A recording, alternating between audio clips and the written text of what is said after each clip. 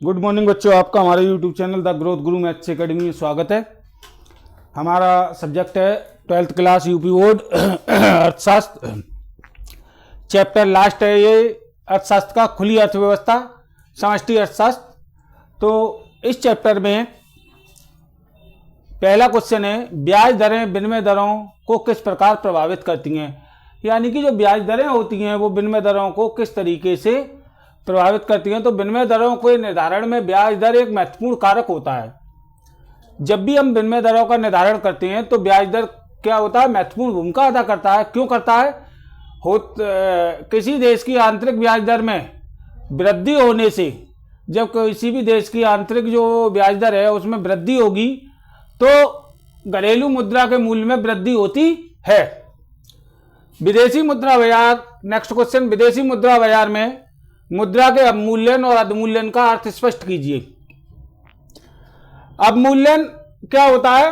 अवमूल्यन एक निश्चित विनिमय दर प्रणाली के भीतर किसी देश की मुद्रा के मूल्य में आधिकारिक कमी है, जिसमें एक मौद्रिक प्राधिकरण और औपचारिक रूप से विदेशी संदर्भ मुद्रा के संबंध में राष्ट्रीय मुद्रा की कम विनिमय दर निर्धारित करता है। जब कम विनिमय दर निर्धारित हो जाती है तो अवमूल्यन की स्थिति पैदा हो जाती है। अवमूल्यन के विपरीत घरेलू मुद्रा को अधिक महंगा बनाने वाली विनिमय दर में बदलाव को अधमूल्यन कहते हैं। नेक्स्ट क्वेश्चन है, स्वायत्त निवेश से आप क्या समझते हैं या स्वतंत्र निवेश से आप क्या समझते हैं। स्वायत्त या स्वतंत्र निवेश से अभिप्राय पूंजी निर्माण पर होने वाले उस व्यय से है जो आय के स्तर में परिवर्तन से प्रभावित नहीं होता। नेक्स्ट क्वेश्चन, व्यक्ति विदेशी विनिमय की मांग क्यों करते हैं। किसी भी राष्ट्र की अर्थव्यवस्था निरंतर विकास की ओर तत्पर रहती है, यानी कि हर देश अपनी अर्थव्यवस्था को विकास की ओर ले जाना चाहता है या ले जाता है। इसी क्रम में विदेशी व्यापार के अंतर्गत आयात एवं निर्यात जैसी प्रक्रिया संपन्न होती है। इसीलिए हर देश आयात और निर्यात की प्रक्रियाओं को संपन्न करता है। अतः व्यक्ति अपने व्यापार एवं आवश्यकताओं को दृष्टिगत रखते हुए विदेशी विनिमय की मांग करता है। यानी कि जो भी व्यक्ति है वह अपने व्यापार की आवश्यकताओं के लिए विदेशी विनिमय की मांग करता है, जिससे कि वह विदेशी वस्तुएं खरीद सके। अनुकूल एवं प्रतिकूल भुगतान संतुलन का अर्थ लिखिए। किसी देश का व्यापार संतुलन उस देश के आयात एवं निर्यात का अंतर बतलाता है। आयात और निर्यात का जो अंतर होता है वो व्यापार संतुलन कहलाता है। जब निर्यात आयात से अधिक होते हैं तो व्यापार संतुलन अनुकूल होता है, और इसके उल्टा जब आयात निर्यात से अधिक होता है तो व्यापार संतुलन प्रतिकूल होता है। नेक्स्ट क्वेश्चन, विनिमय दर क्या है। विदेशी भुगतानों को निपटाते समय विदेशी विनिमय दर की आवश्यकता होती है। विदेशी विनिमय दर दो देशों की मुद्राओं का विनिमय अनुपात होती है। दूसरे शब्दों में, जिस दर पर एक देश की चलन मुद्रा दूसरे देश की चलन मुद्रा में बदली जाती है उसे विदेशी विनिमय दर कहते हैं। नेक्स्ट क्वेश्चन, तैरती विनिमय दर से आप क्या समझते हैं, इसके गुण दोष बताइए। इसमें से दो लघु बन सकते हैं। एक तो बन सकता है तैरती विनिमय दर से आप क्या समझते हैं, और दूसरा इसके गुण दोष बताइए। तो देखिएगा, तैरती विनिमय दर होती क्या है। तैरती जैसा कि नाम से स्पष्ट है कि जिसमें उच्चावचन होता है, यानी कि अप एंड डाउन जल्दी जल्दी होती है, उसे फ्लोटिंग कहते हैं इंग्लिश में। तो स्वतंत्र, लोचपूर्ण, तैरती या परिवर्तनशील विनिमय दरों से आशय उस विनिमय दरों से है जो कि स्वतंत्र रूप से विनिमय बाजार में मांग व पूर्ति की सापेक्षिक शक्तियों के द्वारा निर्धारित होती है, और जिसमें मुद्रा अधिकारी का कोई हस्तक्षेप नहीं होता। फरवरी 1973 में डॉलर के पुनः अवमूल्यन के साथ ही ब्रिटेन वुड्स प्रणाली असफल हो गई। अतः Britain, Canada, Italy, Japan, Ireland व स्विट्जरलैंड ने मुद्रा कोष की स्थिर विनिमय दरों को त्याग कर अपनी मुद्राओं को अपनी विनिमय शक्ति के आधार पर विदेशी विनिमय बाजारों में विभिन्न देशों की मुद्राओं के साथ स्वतः ही विनिमय दर स्थापित करने के लिए छोड़ दिया।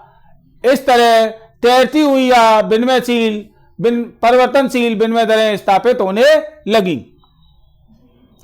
नेक्स्ट, अब गुण, तैरती या लचीली विनिमय दर के गुण। तैरती विनिमय दर प्रणाली के निम्नलिखित गुण हैं। नंबर 1, अवमूल्यन और अधमूल्यन से बचा जाता है। नंबर 2, बहुपक्षीय व्यापार के विकास को बढ़ावा मिलता है। नंबर 3, यह व्यक्तिगत स्वतंत्रता सुनिश्चित करता है। नंबर 4, यह सरकार को भुगतान संतुलन की समस्या से मुक्त कराता है।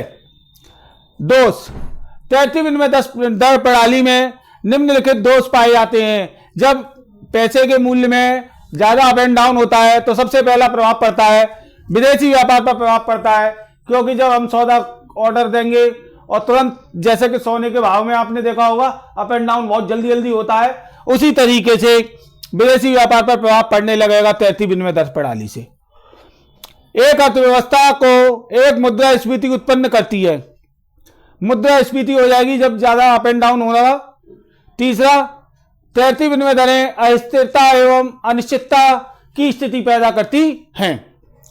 नेक्स्ट क्वेश्चन, भुगतान शेष, चालू खाता एवं पूंजी खाता से आप क्या समझते हैं?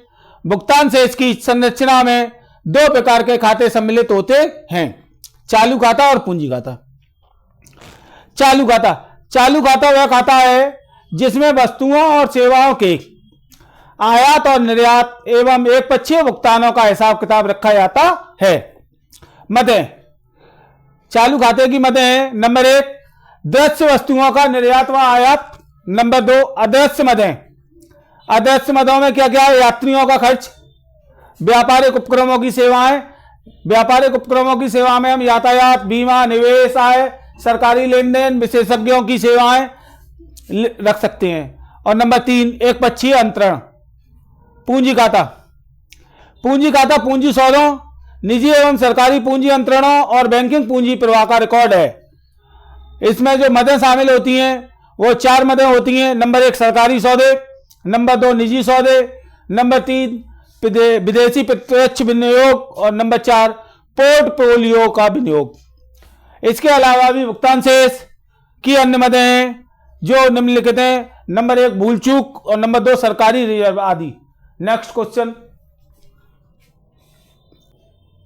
देखिएगा। क्वेश्चन है, व्यापार शेष एवं भुगतान शेष में अंतर बताइए, या व्यापार संतुलन एवं भुगतान संतुलन में अंतर बताइए। तो व्यापार संतुलन का पहले हम अर्थ लिखेंगे। व्यापार संतुलन क्या होता है? व्यापार संतुलन किसी निश्चित समय अवधि, व्यापार संतुलन किसी निश्चित समय अवधि के लिए किसी देश के आयात एवं निर्यात के मूल्यों के मध्य का अंतर होता है। व्यापार संतुलन क्या होता है? व्यापार संतुलन किसी निश्चित समय अवधि के लिए किसी देश के आयात और निर्यात के मूल्यों का जो अंतर होता है उसको हम व्यापार संतुलन कहते हैं। नंबर 2, भुगतान संतुलन का अर्थ। किसी देश का भुगतान संतुलन उसके संपूर्ण विदेशी लेन देनों का एक विवरण होता है। इसके बाईं ओर सभी लेनदारियां और दाईं ओर सभी देनदारियां प्रदर्शित की जाती हैं। इन दोनों राशियों के अंतर से भुगतान संतुलन का स्वरूप स्वतः स्पष्ट हो जाता है। अब व्यापार संतुलन का अर्थ आपकी समझ में आ गया, यानी व्यापार शेष का अर्थ, भुगतान संतुलन का अर्थ यानी भुगतान शेष का अर्थ।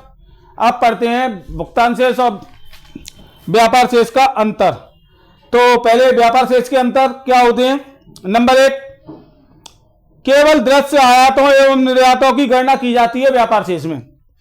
नंबर 2, यह पक्ष में, विपक्ष में तथा संतुलन में रह सकता है।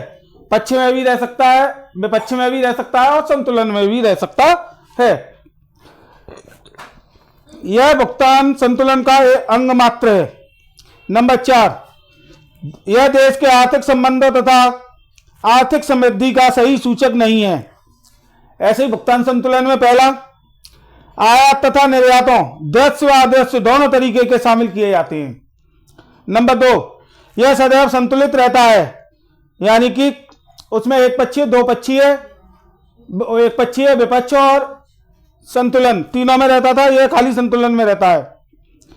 यह तुलनात्मक रूप से अधिक व्यापक है और यह देश के विश्व के साथ सभी सौदों के मात्रात्मक रूप के में संक्षिप्त विवरण है, इसलिए यह अर्थव्यवस्था का सही सूचक होता है। इसी के साथ हमारी आज इकोनॉमिक्स कंप्लीट हो गई। अब नेक्स्ट सब्जेक्ट में मिलते हैं। वीडियो पसंद आई हो तो लाइक, सब्सक्राइब एवं शेयर करें। Thank you.